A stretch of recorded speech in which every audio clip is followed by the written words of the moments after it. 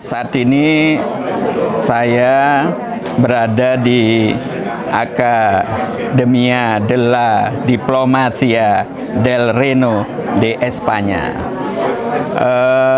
Asosiasi ini sudah sangat tua karena sudah berdiri sekitar abad 17 dan sampai sekarang masih bertahan.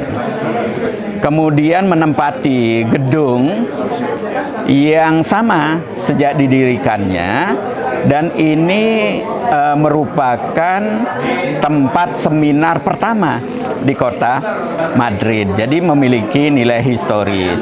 Gedungnya juga sangat tua sehingga tempat ini menjadi sangat bergengsi karena para scholar, para aktivis ekonomi sering berkumpul membicarakan tentang ekonomi politik di tempat ini. Nah, saya hadir di tempat ini karena Pak Dubes Malaysia, Dato' Akmal C. Mustafa, menjadi pembicara tunggal malam ini.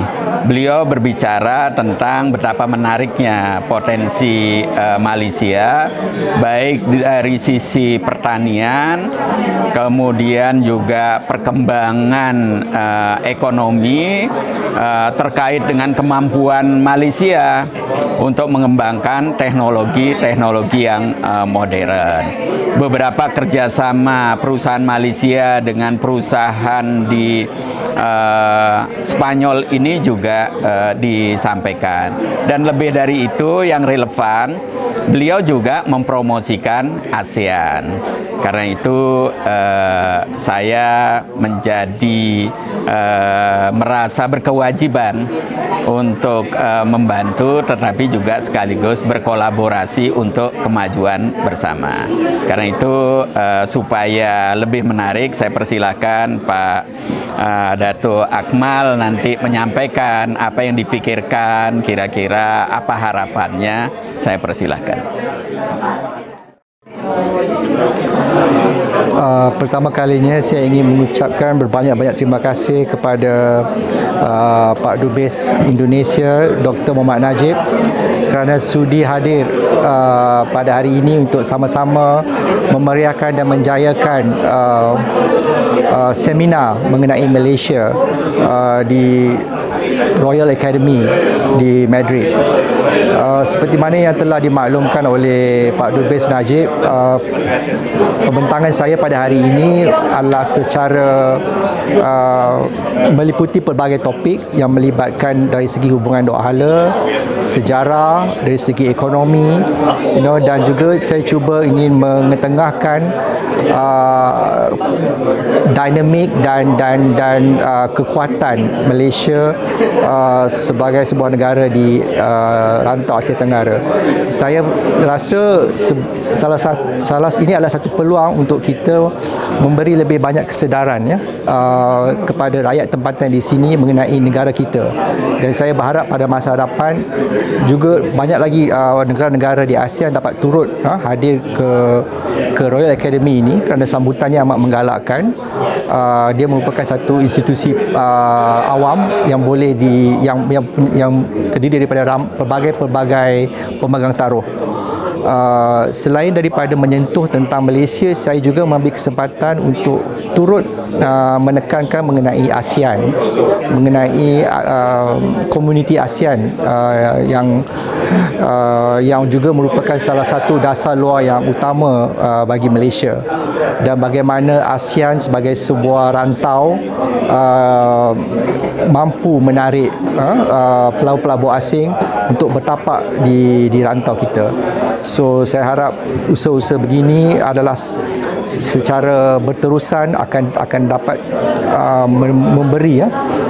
memberi kesedaran yang banyak kepada orang awam.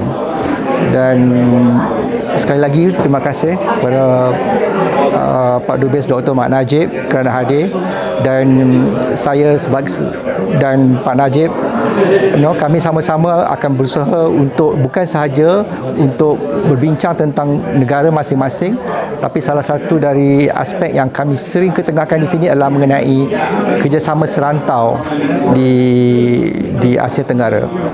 Sekian, terima kasih.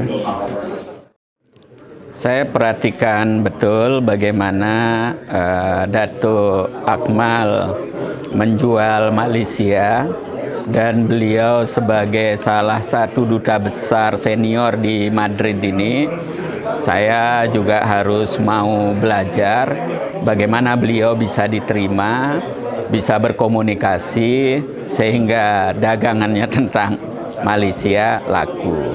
Beliau jeli sekali, dimulai dengan slogan Malaysia is the truly Asia. Apa yang disampaikan?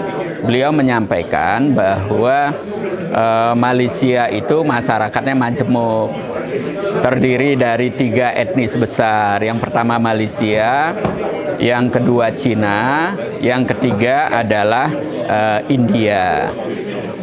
Nah, mereka berhasil membangun kerukunan di antara komunitas-komunitas yang berbeda ini. Nah, orang Spanyol senang sekali kalau mendengar toleransi, kemudian moderat dalam pandangan apapun, ya, khususnya terkait dengan agama dan perbedaan suku, tidak rasial dan seterusnya. Karena kesejarahan bangsa Spanyol ini kan panjang sekali terkait dengan perbedaan-perbedaan agama, perbedaan etnis, suku, dan sebagainya. Dan Spanyol melalui proses yang sangat panjang dan kini berhasil mengatasi masalah-masalah itu sehingga ekonominya maju sekali, teknologinya maju sekali, masyarakatnya juga sangat toleran dan moderat. Nah, saat ini saya juga sedang mempersiapkan dengan teman-teman diplomat KBRI untuk bekerja sama baik dengan komunitas ini maupun juga komunitas-komunitas yang lain di perguruan tinggi Kasa Asia untuk mengenalkan Indonesia. Sekarang ada momentum yang sangat besar dan sangat penting untuk Indonesia, karena G20 ini yang tuan rumahnya Indonesia dan dilaksanakan di Bali itu menarik perhatian luar biasa masyarakat Spanyol. Ada beberapa daya tarik yang membuat kenapa G20 yang tuan rumahnya Indonesia ini mendapatkan perhatian sangat besar. Pertama adalah karena sejumlah kepala negara penting hadir secara langsung, ya, seperti Presiden Amerika, Presiden Xi Jinping, Presiden Cina, juga sejumlah kepala negara lain ikut hadir, termasuk Perdana Menteri Spanyol, ya, Bapak Sanchez hadir di situ. Nah, yang lain kenapa mendapatkan perhatian?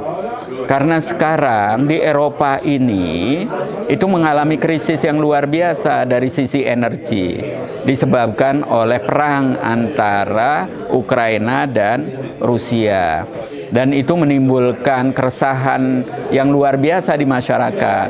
Apalagi sekarang masuk musim dingin, ya, orang kekurangan energi, sehingga masyarakat menjadi resah, gelisah. Sampai sekarang juga belum tahu kapan ini perang akan berakhir. Nah, karena itu sejumlah pengusaha di Spanyol ini sekarang berbondong-bondong datang ke Indonesia untuk mencari alternatif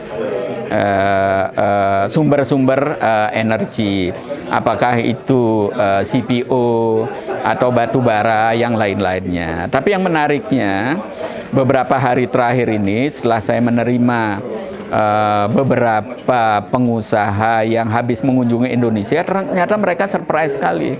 Banyak hal yang menarik selain urusan energi. Misalnya persoalan ikan di Indonesia itu menarik sekali karena banyak jenis ikan yang tidak ada di sini dan mereka suka. Kemudian juga rempah-rempah, kemudian juga kopi Indonesia itu menarik sekali. Ya, termasuk juga makanan Indonesia yang beragam itu mereka sukai. Nah, karena itu hari-hari ini dan ke depan kita juga akan high profile, bekerja sama dengan berbagai perguruan tinggi, lembaga kajian untuk mempromosikan Indonesia. Dan terakhir saya ingin menyampaikan bahwa sekarang masyarakat di Uni Eropa ini semakin meyakini bahwa masa depan dunia itu tidak lagi di barat, tapi di timur. Sebagai bukti, Jepang sudah memulai kemajuan ekonomi yang luar biasa, capaian teknologi yang luar biasa. Ya, kemudian belakangan Korea Selatan melakukan lompatan yang luar biasa, dan sekarang Cina. Ya, kemajuan ekonomi Cina yang luar biasa bukan saja memberikan harapan bagi masyarakat di Eropa ini, tetapi juga menimbulkan kekhawatiran karena mereka takut dikalahkan. Tapi yang menarik juga, dalam waktu yang bersamaan muncul ide-ide bagus, ya. Bagaimana berkolaborasi untuk maju bersama, bukan saling mengalahkan. Nah, inilah momentum yang kita harus manfaatkan. Selain itu, ASEAN ini berada pada kawasan Asia Timur yang paling bawah, ya, sehingga kita sebut dengan Asia Tenggara. Dan Indonesia adalah negara ASEAN dengan skala ekonomi terbesar, ya, dengan jumlah penduduk terbesar, dengan wilayah yang sangat luas. Nah, ini harus kita pandai-pandai promosikan. Kita harus sampaikan berulang-ulang, karena orang Eropa pada umumnya, termasuk orang Spanyol, banyak tidak mengerti tentang Indonesia, banyak tidak tahu tentang potensi Indonesia. Nah, karena itu kita harus rajin, sungguh-sungguh, tapi juga kreatif, ya. Bagaimana harus menjual Indonesia di Spanyol ini dan di negara-negara Eropa pada umumnya. Mohon dukungannya, mohon doanya, mudah-mudahan pada saatnya akan membuahkan hasil yang akan memberikan manfaat kepada kita semua.